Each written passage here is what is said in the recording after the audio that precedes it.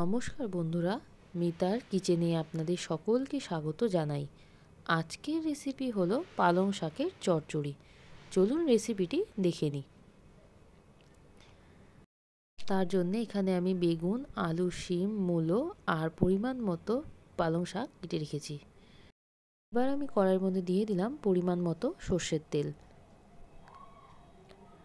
তেলটি গরম হয়ে গেছে, এবার আমি দিয়ে দিচ্ছি এর মধ্যে হাফ চামচ মতো পাঁচফোড়ন আর দিয়ে দেবো দুটো মতো শুকনো লঙ্কা।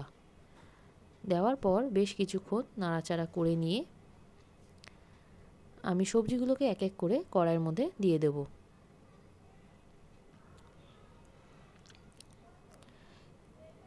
এবারে বেশ কিছুক্ষণ এইভাবে আমি নাড়াচাড়া করে নেব।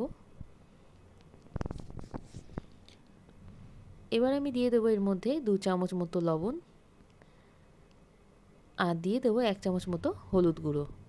দিয়ে দেবো 5-6টা মতো কাঁচা লঙ্কা যা চিড়ে রেখেছি আর একটা মতো টমেটো যা কেটে রেখেছি। দেওয়ার পর আবারও বেশ কিছুক্ষণ এইভাবে আমি নেড়েচেড়ে মিশিয়ে নেব।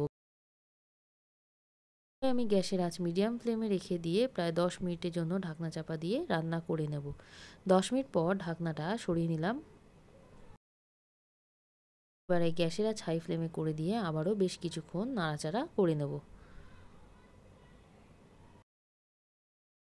এবার আমি দিয়ে দেবো এর মধ্যে হাফ চামচ মতো চিনি।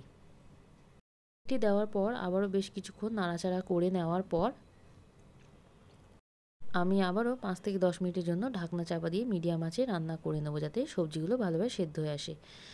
10 মিনিট পর ঢাকনাটা সরিয়ে নিলাম। নেওয়ার পর আবারও বেশ কিছুক্ষণ নাড়াচাড়া করে নেব। দেখুন এখানে আমার সবজিগুলো একদম সেদ্ধ হয়ে গেছে। এবারে একটা দুটো আলুকে এইভাবে একটু সেতলে নেওয়ার পর আমি বেশ কিছুক্ষণ আবারও নাড়াচাড়া করে নিয়ে দেখুন এখানে আমার চচ্চড়িটি একদমই তৈরি হয়ে গেছে। এবারে গ্যাসের আঁচ বন্ধ করে আমি এই চচ্চড়িটিকে নামিয়ে নেব। এবারে এই চচ্চড়িটিকে আমি একটি পাত্রের মধ্যে নামিয়ে নিলাম। আপনারা চাইলে বাড়িতে এইভাবে পালং শাকের চচ্চড়ি একবার হলেও বানিয়ে নিতে পারেন। আশা করি আপনাদের খুবই ভালো লাগবে।